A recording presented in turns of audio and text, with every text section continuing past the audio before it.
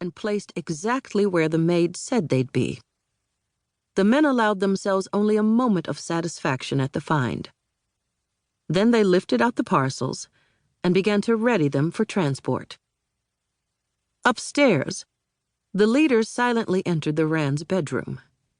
He crossed the plush imported carpet over to the bed and stood above them for a moment while they slept. Although the couple was ignorant of his presence, he was certain that would change when Rand woke up in the morning and found the diamonds gone. To make sure he had a really bad day, the leader placed a parting gift on Mrs. Rand's pillow. It was a sealed mailer containing a videocassette detailing her husband's involvement with the diamonds and their links to international drug cartels and terrorist organizations, and 15 minutes of a fairly graphic encounter starring Rand and his long-legged mistress. Satisfied, the tall man quietly moved around to the other side of the king-size bed so he could leave Rand a gift, too. It was a common, everyday playing card, a black ace of spades. 3 days later, noted architect Mykal Chandler sat in his expensive riverfront home eating breakfast and reading the city's morning edition. The drapes on the wall-wide windows had been pulled back to let in the still-rising sun. On page 3, a small news item caught his eye. Industrialist Marvin Rand and his wife Marilyn were divorcing. Mrs. Rand's lawyer cited irreconcilable differences as the cause of the action. Chandler turned the page and went back to his eggs. 1. Detroit, Michigan, October 2003. Shivering with cold, 33-year-old Sarita Grayson walked over to the worn pea coat hanging on a nail behind her desk and put it on. Even though it was only mid-October, the temperature inside her office in the old warehouse felt like below freezing. During the day, if the sun was out, being inside the drafty old eyesore wasn't too bad, but once evening rolled around, the temperature dropped like a stone and cold ruled.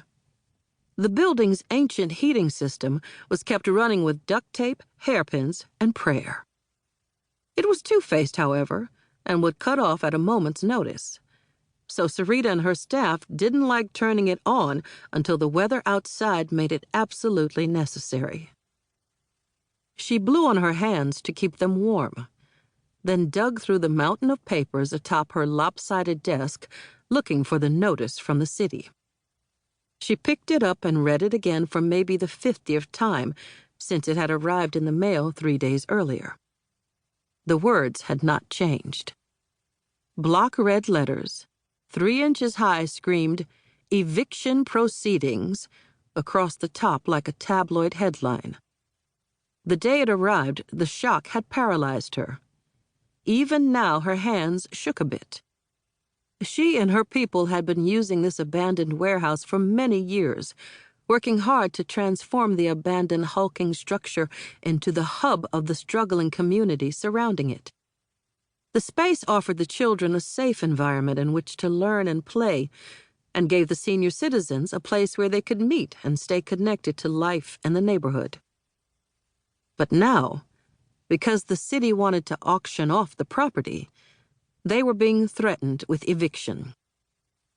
The building had originally housed a food distribution company. After the owners moved the operation to the suburbs back in the early 80s, it sat empty, attracting gang graffiti, rats, and crackheads. One summer night in 1990, the local Baptist church down the street caught fire and burned to the ground. Having no place for the congregation to worship, Pastor Otis Washington and the elders approached the city about moving into the vacant building temporarily until money could be raised for a new church. The city gave its permission on the condition that if the building were sold, the church would move its services and neighborhood programs elsewhere. Washington and the congregation agreed.